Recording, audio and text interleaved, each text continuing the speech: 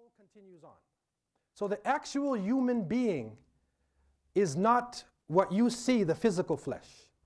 And this is very important for us, especially when racism is so powerful today, when people tend to judge each other by their height or their hair texture or their skin color, by superficial parts of their body, when that's not the real human being. The real human being is that spirit, that essence that lies within the physical body. And another name for the soul is a nafs.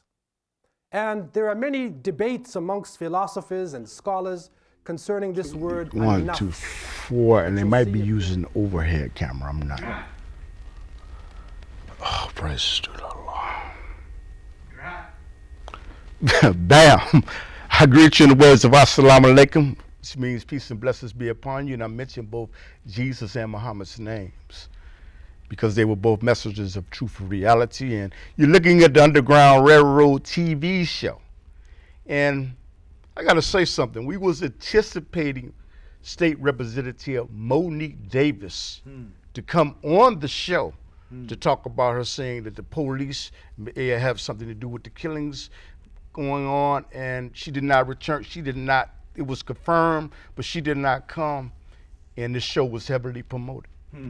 And I never understood why I didn't even get a courtesy call. But all praise is due to Allah.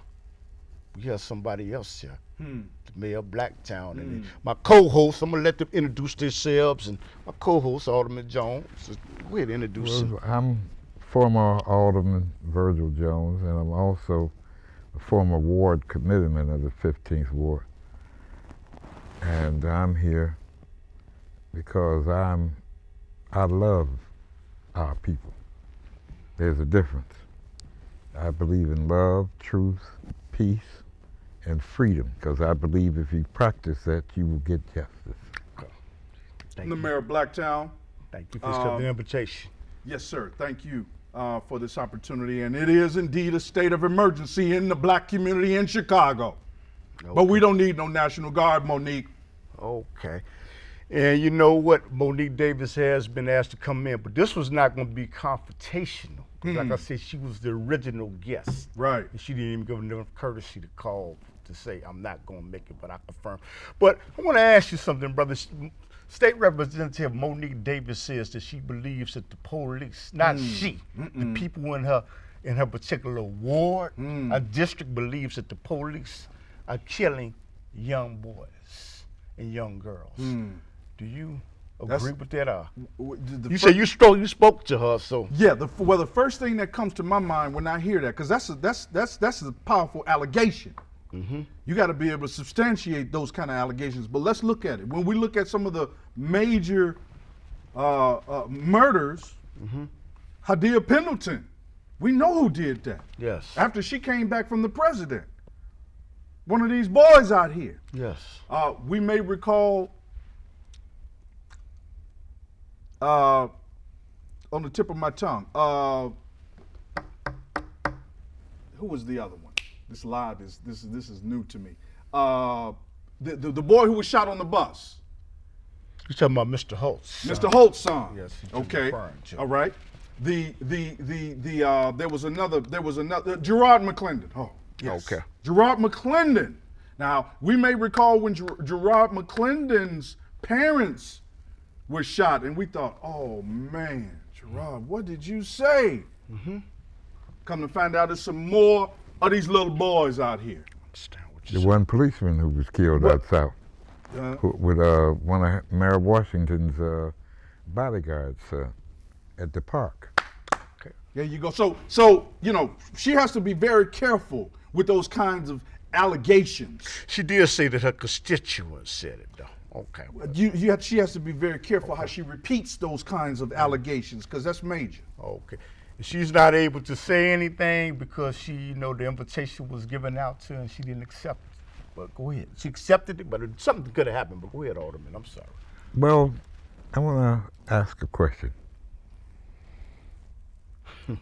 If you know, we had a little discussion off the air, that certain things are happening and you fail to report it, is that a crime?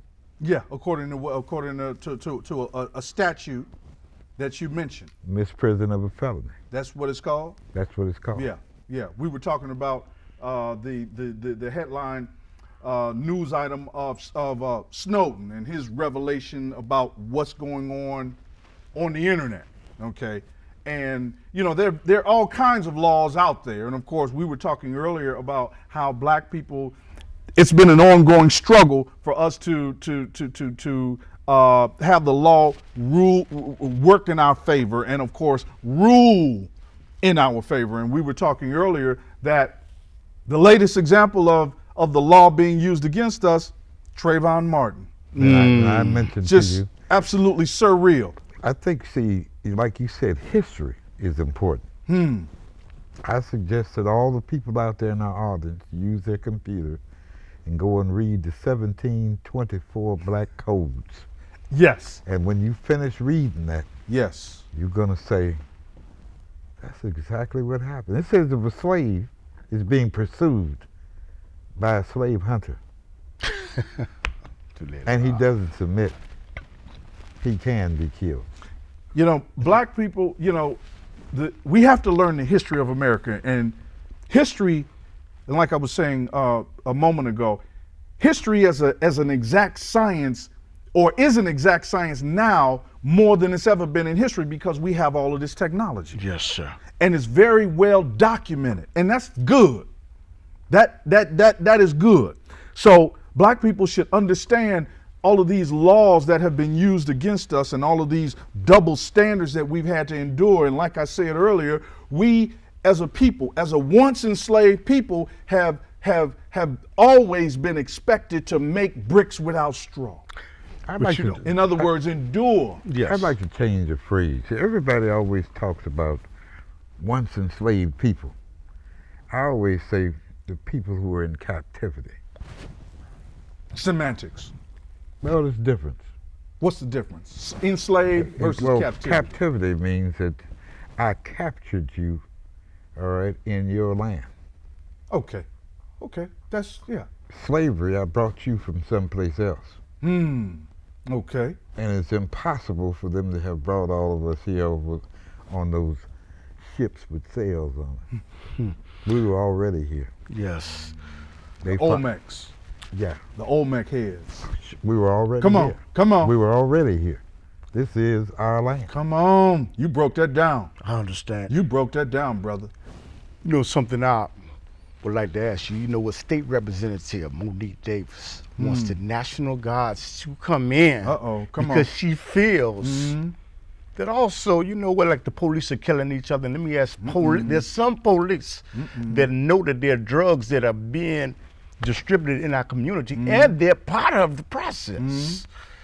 So what is your answer to the National Guards being brought into the community to curtail and possibly change the behavior pattern of people in the community? Yeah, well, like we were saying earlier, and citing history, when you call a National Guard, you call because it's a state of emergency and you have a threat to safety or security. Safety meaning floods, earthquake, tornado, and it's chaos. Or there is a threat to security because of some military threat. Yes. And National Guard is summoned with a shoot to kill order.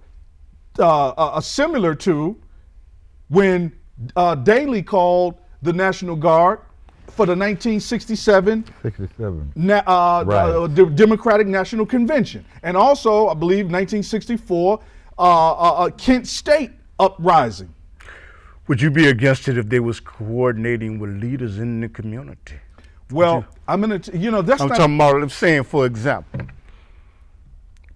I'm saying hypothetically, I'm talking about marquee, a high level African-American leadership in the community. Would you be against it? He's operating. I'm not even gonna say Minister Farrakhan would operate like that, but just leaders in the community. You know what? It's a worst case scenario. Okay. And like I was saying earlier, we do have a state of emergency in the black community in Chicago, typified by the violence. July 4th, that's in the history book. 70 people shot, was it 17 killed? That is major. But it's here. this is what I was going to say. It's been like that for a while. At one point, Clinton was considering the National Guard. And the Reverend Jesse Jackson posed the question. He says, if we call the National Guard, when do you call them back? Okay. I'm declaring we need men in the black community, and Monique Davis should just get in front of this camera and tell black men and get on our cases and say, you went to the Million Man March in 1995, 17 years ago, black man. Come on and protect me. Isn't that a violation of the Posse Comitatus law? Which, what? Which says that you can't use troops like that except in an emergency. Absolutely. All right? Absolutely. So I think that what should be asked for is for all those black men from Chicago who went to Washington, D.C.,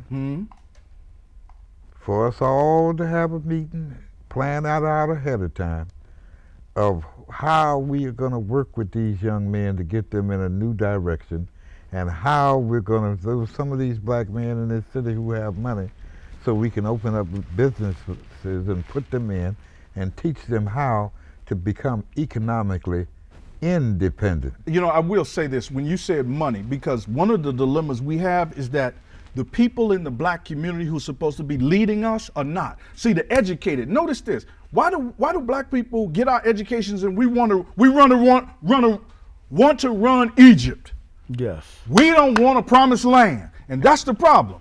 Let's not forget, in, was it 2010, 2007? This is why I like to have notes, because we're in the information age.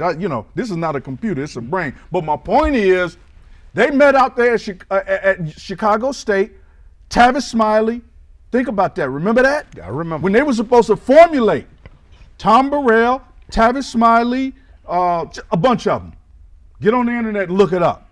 See, we have got to stop forgetting when we have these summits. They just had a state of emergency summit, but I think this one may yield some results, because what should also be mentioned is that and you can look this up on either YouTube or C-SPAN, the Congressional Black Caucus had a hearing on the state of black men and boys. That was major. Michael Eric Dyson, Dr. Michael Eric Dyson spoke. Yes. I watched the whole thing, hour and whatever, 50 minutes. But I watched it because the word is getting out that we've got to address the needs of black men and boys. In the Inglewood community, did you hear on the news where many people were saying that this is nothing but the same old routine? That's what people keep saying, but I think it's a little different now. And Trayvon is woken everybody up. I mean, this is, and this needs to be mentioned, because this is no coincidence. Yes, sir. He was born in February, people. Black History Month. He was killed in February. Black History Month. Strange. He was born in 1995, the same year as the Million Man March. And you know, when you make me think February the 26th. Too many coincidences. Which is Savior's Day with the Nation of Islam. Too many coincidences. And you bring that up, and you bring it up about young black boys, and I have to say that Malcolm X's grandson was killed. And we're going to do a show on that. A few days before his birthday. Few days before his birthday. Down in Texas. And the callers, I'm going to come to you in a minute. I want to ask you something. You know what? They had congressional hearings about drones flying over the United States of America to collect information and surveillance. Do you think this is a good thing to protect America, or do you think it would be harmful to the American citizens? Well, you know, they're in the gathering information of crime. Well, an ounce of prevention is worth a pound of cure. And like we were saying earlier, black people, we are a peaceful people, and we can take pride in that. We've never had world wars. They've opened up a Pandora's box. And I declare that the reason Adolf Hitler arose was because of what the KKK were doing to our black towns. They were burning them down. And the American government didn't do anything when Rosewood was being burned down and when Black Wall Street was being burned down. But what did God do? God allowed Adolf Hitler to rise up. Another strange coincidence, people. Yes. Another strange coincidence. Where did Adolf Hitler come from? And hear this. Adolf Hitler gave a speech and he told America. Blow back. That's what he said, because he said, you have a segregated society. And you know what? I saw that on the internet no, I didn't see it on the internet. I saw it on an educational TV network. And I've been looking for that speech on the internet. Well, you can get a book in the library called Blowback. You're going to come to the callers when you get there. Okay. But we see, these are strange coincidences, because this is what I tell people. We'd have to be a fool to believe that God only performed miracles in the Bible or in the Quran, and that God has not been dealing with us and our sojourn and this ongoing battle between good and evil. Excuse me, sir. We have a telephone caller. Go ahead and beat the drums. Go ahead. Hey, how you doing, Cliff? This is Donnell Glover. Well, we cannot hear you out here. How are you doing? This is Donnell Glover. How you doing, sir? All right. Alaikum. Okay. Glover Productions. I have a question. First, let me say, I am a father of 28 daughters and 3 sons, and I'm a very skilled individual, and I love my people. And I will go to the point, if they don't have any money, they need my services, I will help them. But the only problem that I have is so many times I reach out to individuals and tell them, no, I don't need any money. I just want to help you. They think I'm have something up my sleeve and trying to be a crook to them. But my question to you is, how can any other race of people respect us as black men, black women, the black race, when we do not respect ourselves? That's a good question. You, my dear beloved brother, you must never forget, and we were talking about this earlier, we should be proud of the fact that we have been the most peaceful people on the earth. The reason we were enslaved was because we were not a violent people. We didn't have fences, we didn't have fortresses, we didn't have barricades, we didn't have barriers in Africa. Yeah. We were the first Tarzan, if you will. Yes. I mean, let's not forget Tarzan. We should never forget, especially those of us who are old enough and remember that, that Tarzan is the ultimate icon of white supremacy. Here's a white man butt naked in the middle of the African jungle, but he's considered the lord of the jungle. We got you got a lot of telephone calls. Yeah, okay. Next caller, go ahead and beat the drums. Go ahead. Yeah, Assalamu alaikum. Wa alaikum salam. Peace be with you. Go ahead.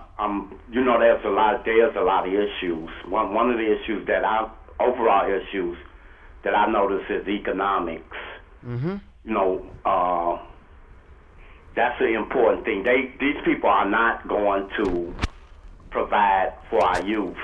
I mean, we're gonna have to work with what's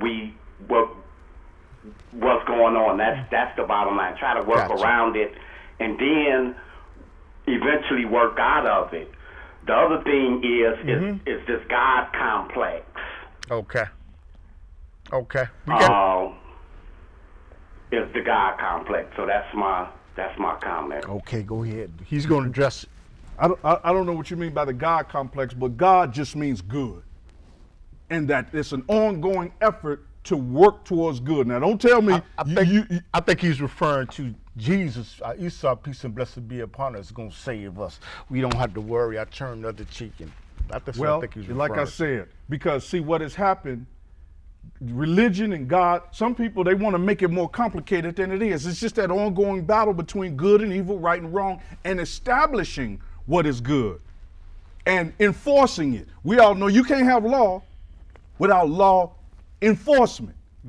Okay, I could go into it some more, but I know we got other callers. But the point is, God just means good. Well, you know, Sister Yaffa Bay in New Jersey, she said religion is mind control. Now, see, everybody's got different opinions about. Actually, technically and grammatically and etymologically, religion, religios, means to worship that which is sacred. Reli, the prefix of the word religion is reli, which means to relish.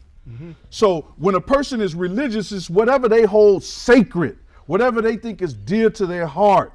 That's what religion is. So most humans whole. Then you have the atheists who I don't even listen to.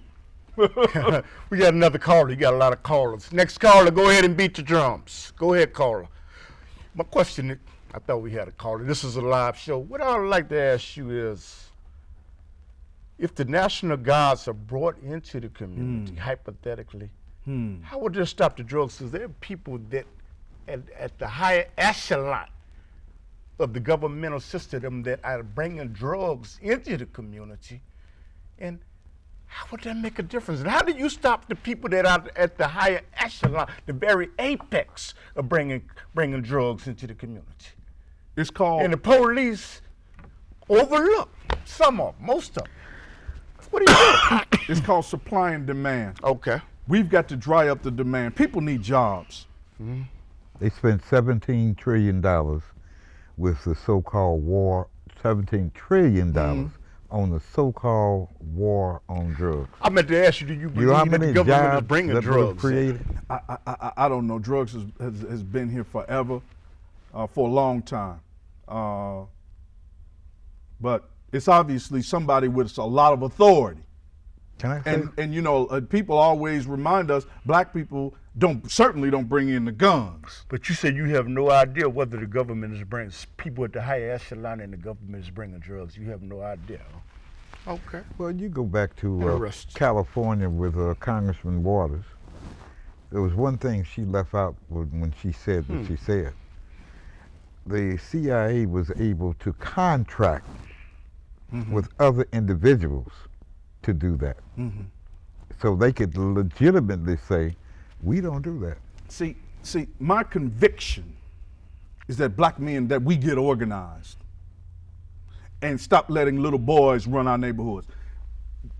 We are all immersed in the Trayvon Martin tragedy and the absolutely ridiculous not guilty verdict of George Zimmerman. Yet there's a sobering side to that story that black people ain't been ready to and willing to accept. Other men, their attitude is not in my backyard. Black men, we're the only men that let little boys run our neighborhood. Malcolm X had the epiphany when he told black men, he said, you have fought in every war since the beginning of this country. Crispus Attucks was supposedly the first one to lead the attacks against the British, but Malcolm X said, he told black men, you are not willing to fight?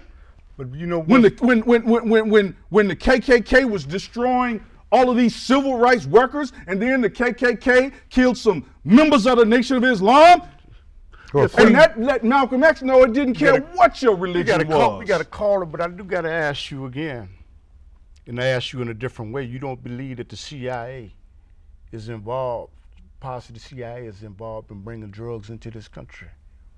I just told you they contract. I just want to hear.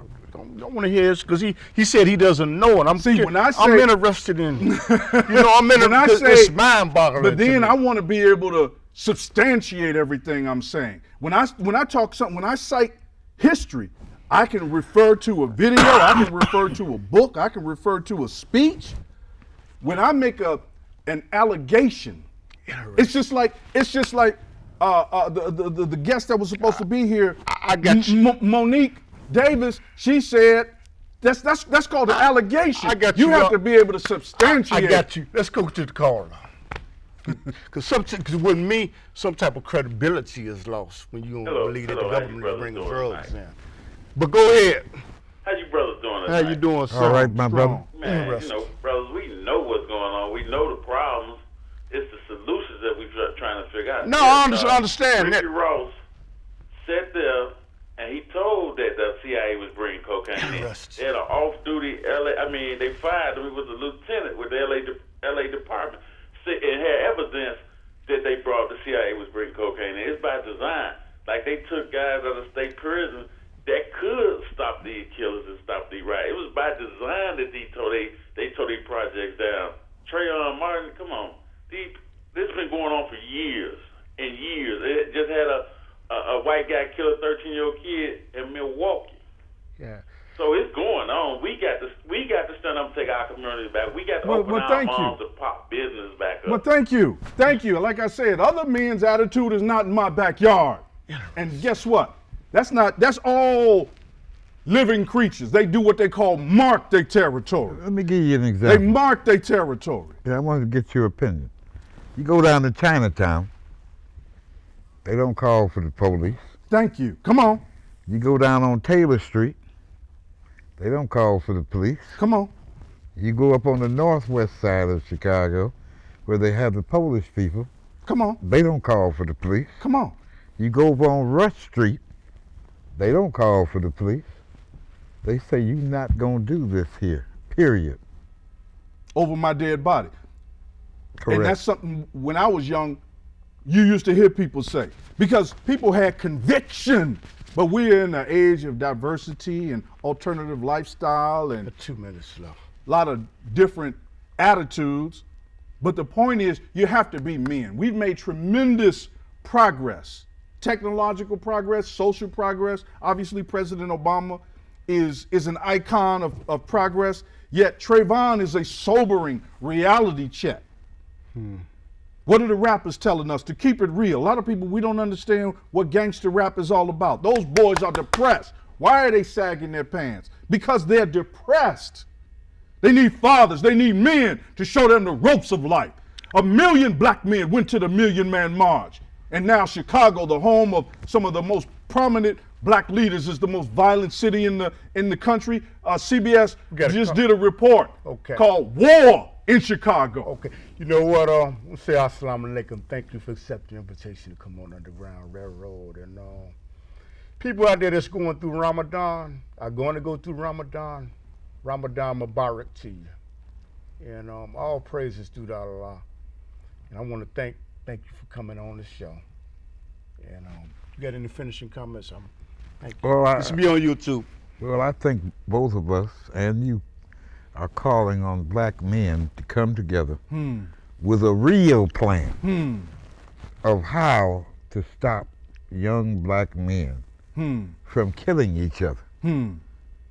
Not sit down and have one meeting and you don't ever hear anything again. Come on. We got to sit down, break down into groups. Like men. Like men, come up with ideas of how we going to do this and do it. Thank you. Okay. That's what men do. And we should take pride in the fact that we built the pyramids. We understood every night. But listen what Allah subhanahu wa ta'ala says when he speaks about this in Surah Al-An'am verse 60. وَهُوَ الَّذِي يَتَوَفَّاكُمْ بِاللَّيْلِ وَيَعْلَمُ مَا جَرَحْتُمْ بِالنَّهَارِ ثُمَّ يَبْعَثُكُمْ فِيهِ. It is he who takes your souls by night and has knowledge of all that you have done by day. Then he wakes you up again and he sends you out. So he puts you in a form of death, and then if you're fortunate, then you will go on. If that's his will, you go on. Some people could even have their major sleep within their minor sleep. It could turn right into death. And that would be called qabda kamila. That would be a complete taking that would happen. Another verse we see in Surah Az-Zumar, verse 42, Allah tells us, Allahu yatawaffa al-anfus hina mawtiha wallati lam tamut fi manamiha fayumsiku allati qada alayha al-maut wa yursil al-ukhra ila ajalin musamma. It is Allah who takes away the souls at the time of their death, and those that do not die during their sleep, He keeps those for a time which He has ordained. He has ordained their death and sends the